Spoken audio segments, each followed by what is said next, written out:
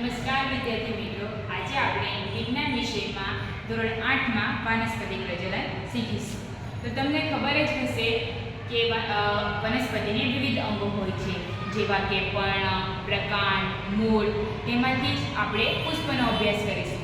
સૌપ્રથમ આપણે જોઈશું કે વાનસ્પતિક પ્રજનન બે રીતે થાય છે: લિંગી પ્રજનન અને અલિંગી પ્રજનન.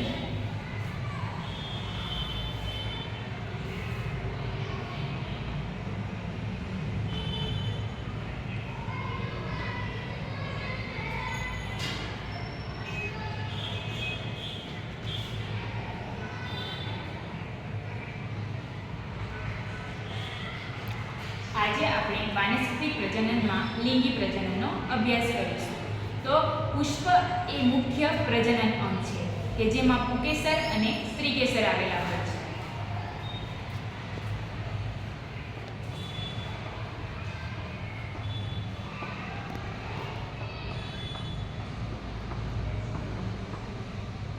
પુંકેસર એ પુષ્પનો નર પ્રજનન અંગ છે.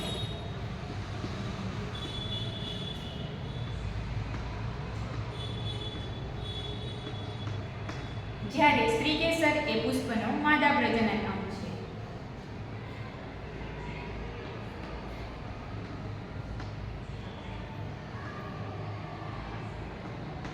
જો તમારે પુષ્પમાં નર પ્રજનન અંગ અને માદા પ્રજનન અંગ એટલે કે સ્ત્રીકેસર અને પુંકેસર જોવા હોય તો તમે સરસવ, પિટુમિન જેવા પુષ્પનો અભ્યાસ કરી શકો છો. હવે આપણે સ્ત્રીકેસર અને પુંકેસરનો અભ્યાસ પુષ્પ દ્વારા કરીએ.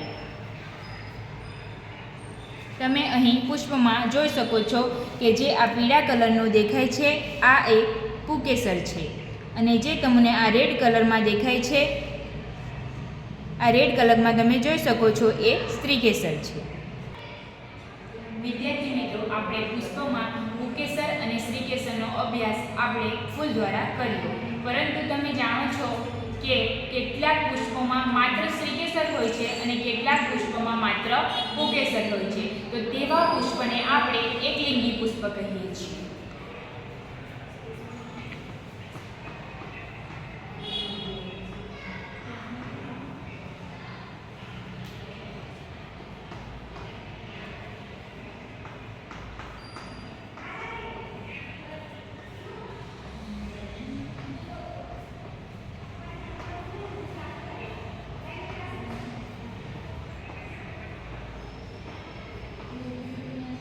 એકલિંગી પુષ્પના ઉદાહરણ છે મકાઈ, પપૈયા.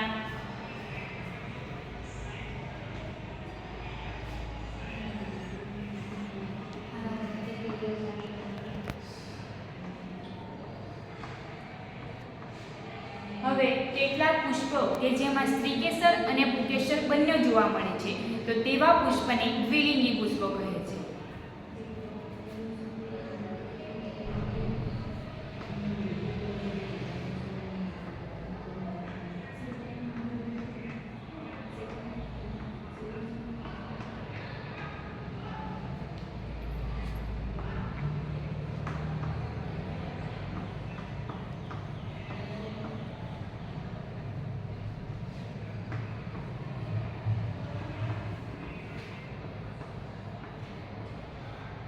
દ્વિલિંગો પુષ્પની ઉદાહરણમાં જેવા કે ગુલાબ, સરસવ.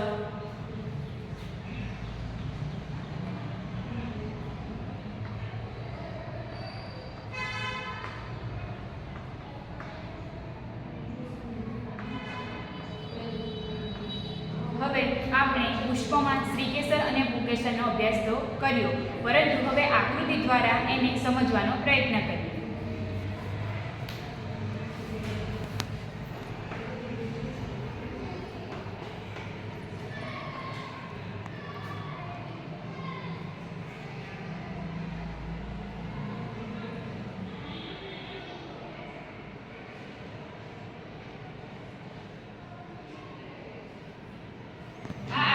સ્ત્રીકેસરની છે, જેમાં ઉપરના ભાગને પરાગાસન કહે છે.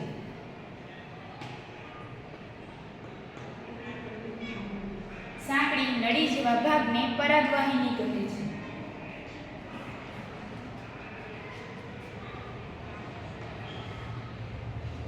પહોળા નીચેના ફૂલેલા ભાગને અંડાશય કહે છે.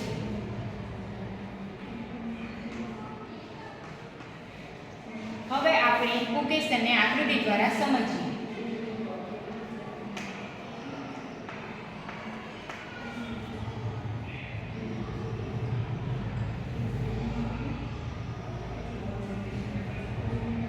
હવે ઉપરના ભાગ જે દેખાય છે એને પરાગાશય કહે છે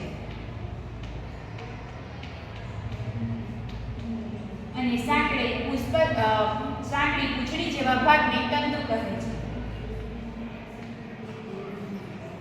કુકેશનમાં જે પરાગાશય છે જે પરાગરજ ઉત્પન્ન કરે છે, પરાગરજ જે નરજન્યુઓ ઉત્પન્ન કરે છે.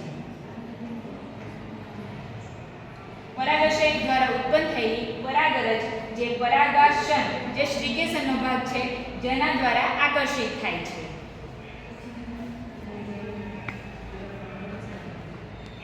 અને પરાગવાહિની દ્વારા અંડાશયમાં જાય છે. આમ પુષ્પોમાં જ્યારે નરજન્યુ અને માદાજન્યુ ભેગા મળે છે ત્યારે ફલિતાંડની રચના થાય છે. વિદ્યાર્થી મિત્રો, હવે આપણે પરાગનયનનો અભ્યાસ કરીશું. તો જ્યારે પરાગરજ પરાગાશન પર સ્થાપિત થાય છે ત્યારે પરાગનયન કહે છે. એટલે કે કુકેશનની પરાગરજ પરાગાશયમાંથી નીકળીને જ્યારે સ્ત્રીકેશનના પરાગાશન પર આકર્ષિત થાય અને બેસે છે ત્યારે પરાગનયન થાય છે. પરંતુ પરાગનયનના પણ બે પ્રકાર છે: સ્વપરાગનયન અને પરપરાગનયન.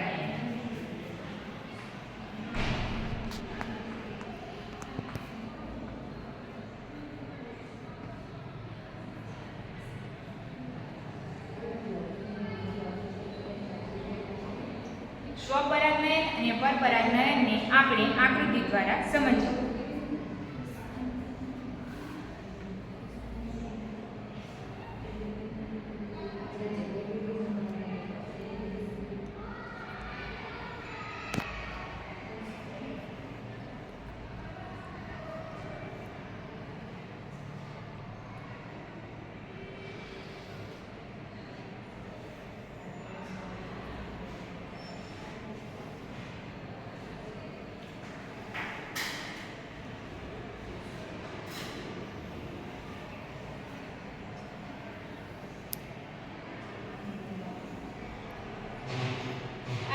પુષ્પની આકૃતિ છે જેમાં આ સ્ત્રીકેસર છે અને આ પુકેસર છે.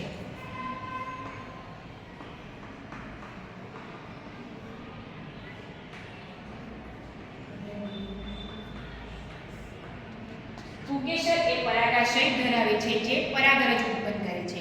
પરાગરજ કે જેમાં નરજન્યુ હોય છે.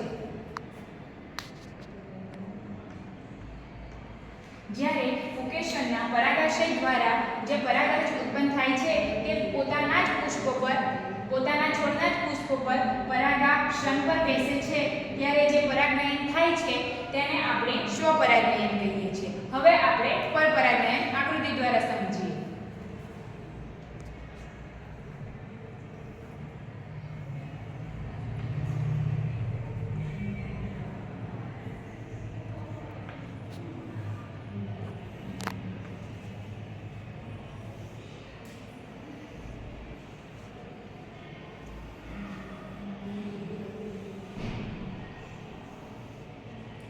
બીજા છોડનું પુષ્પ છે. જ્યારે એક છોડના પુષ્પ દ્વારા જે પુકેશનના પરાગાશય દ્વારા પરાગરજ ઉત્પન્ન થાય છે તે બીજા છોડના બીજા પુષ્પના પરાગાશન પર બેસે છે ત્યારે જે પરાગનયન થાય છે તેને પરપરાગનયન કહે છે.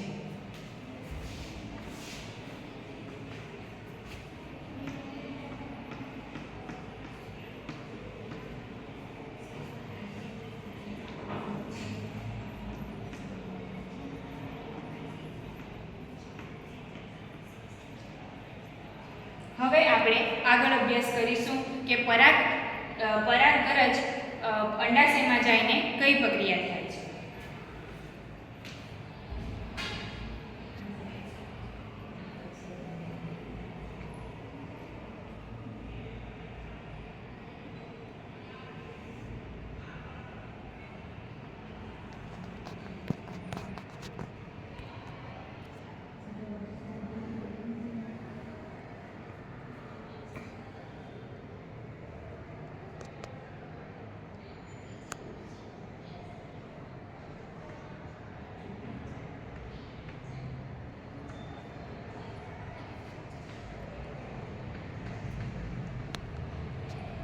હવે જે પરાગરજ પરાગાસન ઉપર આકર્ષિત થાય છે તે પરાગવાહિની દ્વારા અંડાશયમાં આવે છે.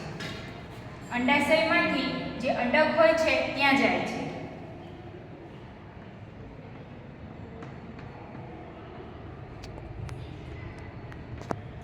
અહીં જે માદાજન્યુ દ્વારા ઉત્પન્ન થયેલા માદાજન્યુ અંડકો દ્વારા ઉત્પન્ન થયેલા માદાજન્યુ અને જે પરાગાશય દ્વારા ઉત્પન્ન થયેલા જે પરાગરજ છે તેમાંના નરજન્યુ અહીં એકબીજા સાથે મળે છે અને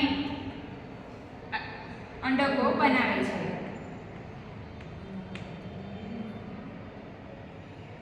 અહીં જે સૌથી બહારનું પળ છે તે ફળમાં રૂપાંતર પામે છે. આ ફલિતાંડ છે જે વચ્ચેનો ભાગ છે તે બીજમાં રૂપાંતર પામે છે અને જે જ્યાં નરજન્યુ અને માદાજન્યુ ભેગા થાય છે તે ભ્રૂણમાં રૂપાંતર પામે છે, જેમાંથી નવો છોડ ઉત્પન્ન થાય છે.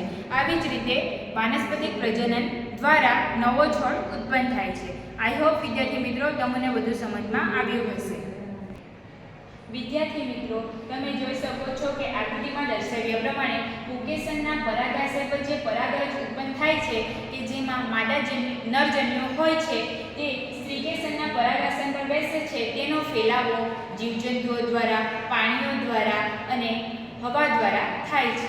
વિદ્યાર્થી મિત્રો, વિડીયો જોવા બદલ તમારો આભાર.